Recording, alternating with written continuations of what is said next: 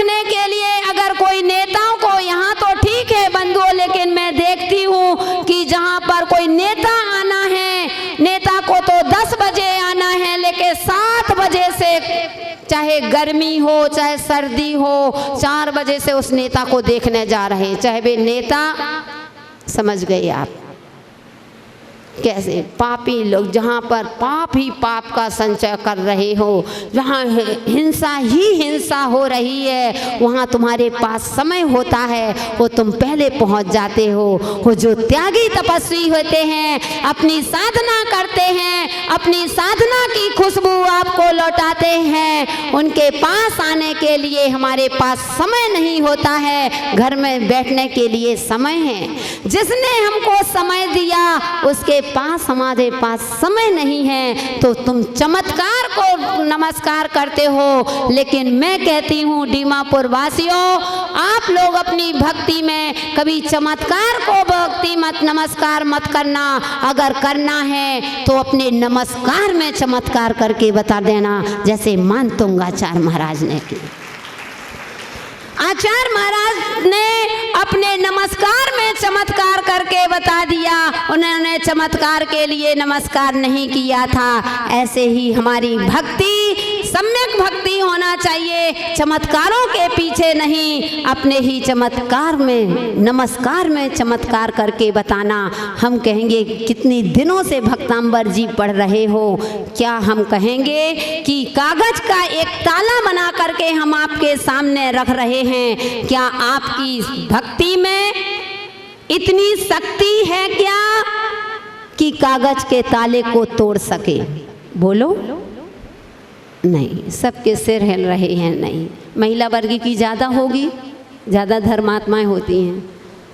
संतोष भाई, है इतनी शक्ति? नहीं है।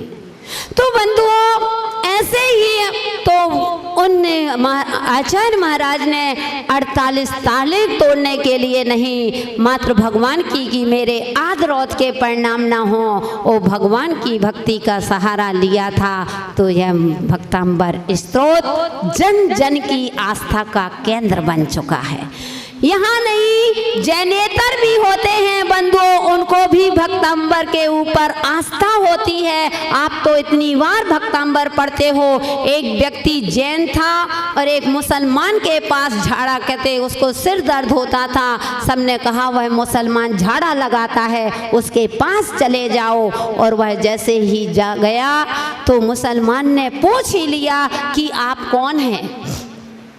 जैसे ही पूछा कि आप कौन, तो वह कहता है कि मैं जैन हूँ। ओहो, वह गौर से उस व्यक्ति को देखता है, क्या तुम जैन हो?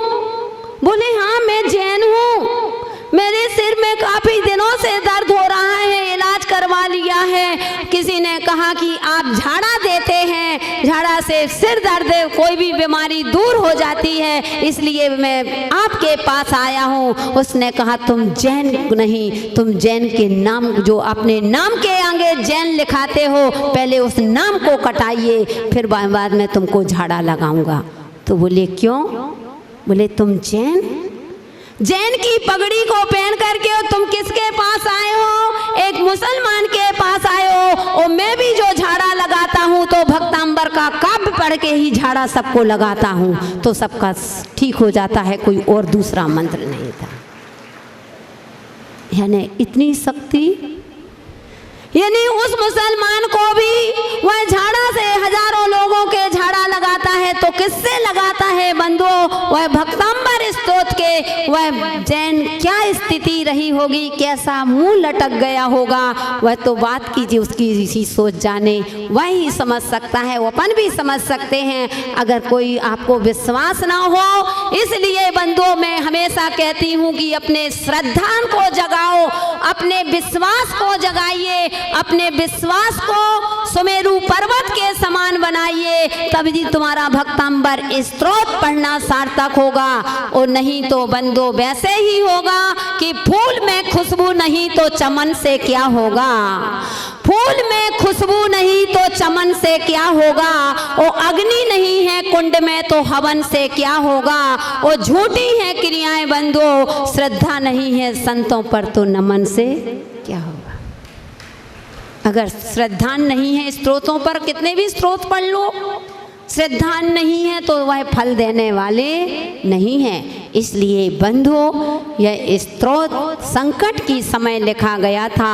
आचार्य मानतुंग महाराज ने हमें वह औषधि दी है, वह औषधि दी है। हम तो क्षयोपशम नहीं हैं, हम छद्मस्त हैं, मूर्ख हैं, संसारी प्राणियों के संसारी कार्यों के लिए मूर्ख नहीं है। मूर्ख बनते हैं तो धार्मिक क्रियाओं के लिए मूर्ख बनते हैं।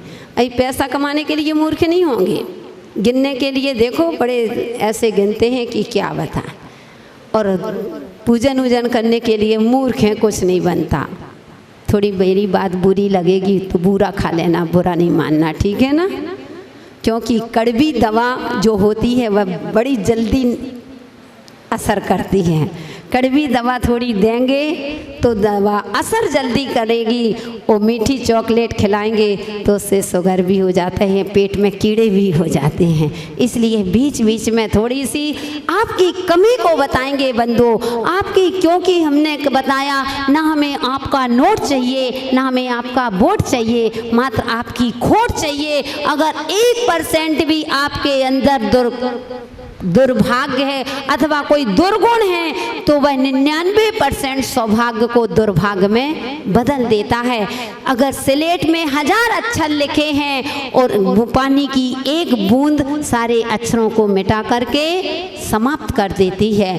इसलिए हम कुछ कहेंगे तो एक कहना चाहते हैं कि अपने जीवन में कुछ पढ़ना है, बनना है तो अच्छे बनो, और अच्छे बनोगे तो बंधो तो अपनी भक्ति करना है। हमें कुछ जरूर सीखना है और ऐसा श्रद्धान को जगाना पड़ेगा। अपने श्रद्धान को सुमेरु पर्वत के समान बनाएं और विश्वास रखोगे तो वह स्त्रोत ऐसा स्त्रोत है, वह औषधि दी है जिसका रसपान करके हम अपने जीवन को महान बना लेंगे। उनका सौभाग्य मानतुंग आचार्य महाराज का कि आचार्य महाराज ने हम में इतनी शक्ति नहीं, उन्हें एक एक काव्य के माध्यम से वह औषधि दी है। जब हम आपको पढ़ाएंगे, आपको रिद्धि मंत्र फल सब सिखाएंगे, लेकिन कब? जब आपकी प्यास होगी।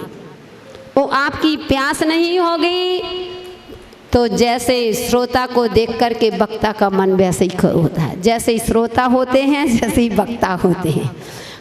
श्रोताओं को देख करके ही वक्ता का मन होता है। आपको हर्ष से बैठना, कुछ नहीं बनता, कोई बात नहीं, मात्र उत्साह से बैठना। हमारी सभा में मुंह लटका के मत बैठना, ऐसे मत बैठना कि जैसे हॉस्पिटल से आए हों। खुश होकर के बैठना। तुमको जो खुश होकर के बैठता है उसको उपलब्धि अपने आप हो जाती है। जो खुश होकर के बैठेंगे उसके जीवन में बहुत कुछ भर सकता है। क्योंकि बंधुओं, जब फोटो खिंचाने जाते हो, अब तो सेल्फी का ज़माना आ गया, पहले जाते थे फोटो खिंचाने, वह जो फोटो खींचता था वह कहता था स्माइल प्लीज, कहता है स्माइल प्लीज। तो 2 मिनट के 3 सेकंड के मुस्कुराने से जब आप स्माइल देते हैं तो आप जब फोटो खींचता है तो आपकी तस्वीर अच्छी आती है। तो मेरा कहना रहता है बंधुओं, जब 3 सेकंड के मुस्कुराने से अथवा 5 सेकंड के मुस्कुराने से तुम्हारी तस्वीर इतनी अच्छी आ सकती है तो जिंदगी भर मुस्कुराओगे तो तुम्हारी तकदीर कितनी सुंदर होगी। इसलिए अपनी तकदीर को अच्छा बनाना है, वही तकदीर को बदलने वाला आदिनाथ स्त्रोत होगा। समय आपका आज बहुत ले लिया, कल से पूरा ध्यान रखेंगे, ठीक है ना। आप भी ध्यान रखना, हम भी ध्यान रखें, क्योंकि जब बोलने बैठते हैं तो पता ही नहीं चलता कि कितना समय हो गया। तो इसलिए समय ज़्यादा हुआ। ओम नमः, सबको क्षमा, सबसे क्षमा। जय बोलिए भगवान महावीर स्वामी की। जैसा सोच बनाओगे वैसा ही मन पाओगे। जैसा सोच बनाओगे वैसा ही मन पाओगे। जैसा सोच बनाओगे वैसा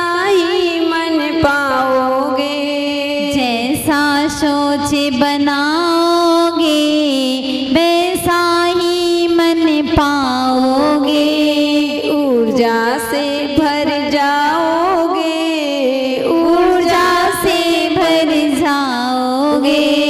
भक्तांबर जब गाते हैं हम विश्वास बढ़ाते हैं, भक्तांबर जब गाते हैं हम विश्वास बढ़ाते हैं। तब ही इस मन में हो तब ही इस मन में शक्ति भर जाए रे।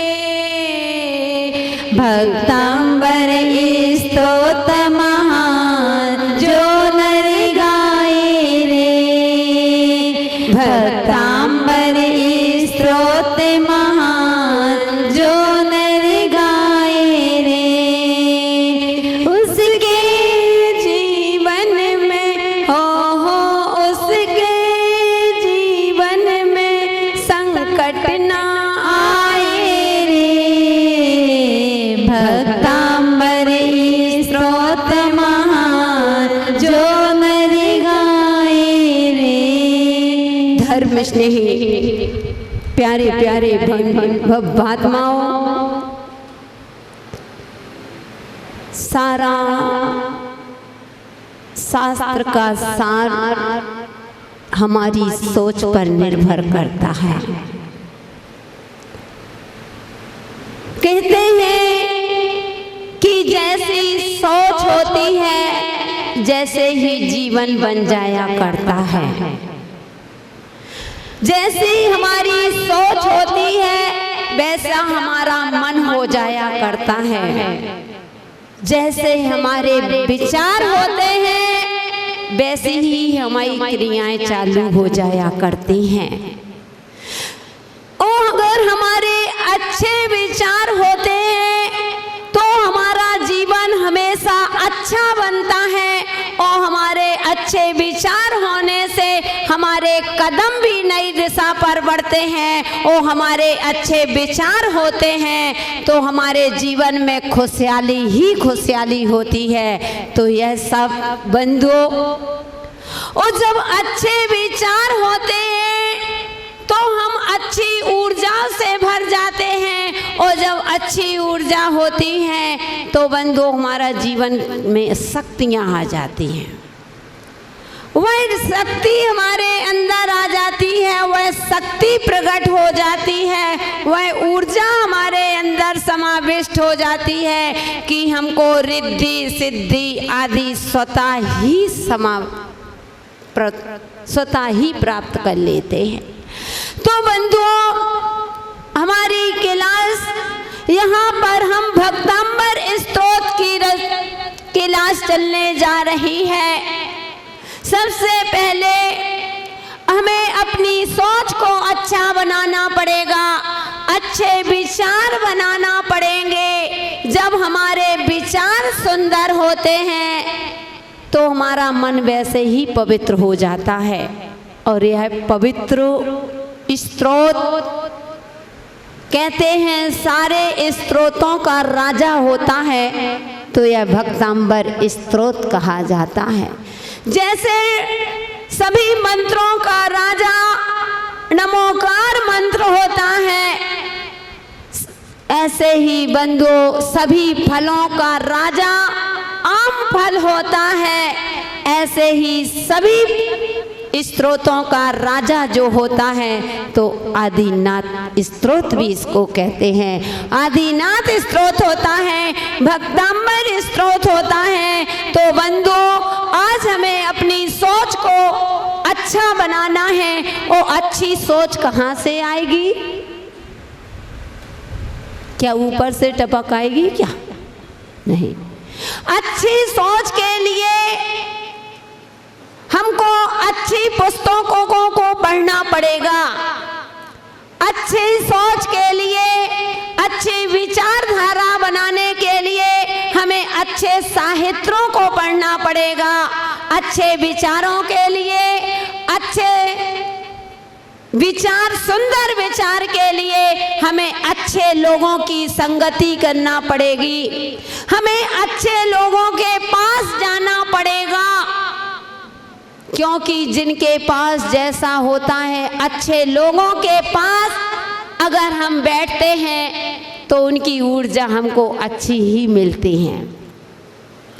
जब हम अच्छे लोगों के पास बैठा करते हैं तो हमें उनसे अच्छे विचार मिलते हैं। जिसके पास जैसे रहोगे बंधु, अगर जिस व्यक्ति के बुरे विचार होते हैं हम उस व्यक्ति के पास बैठ जाते हैं, हमारे विचार भी बुरे हो जाते हैं।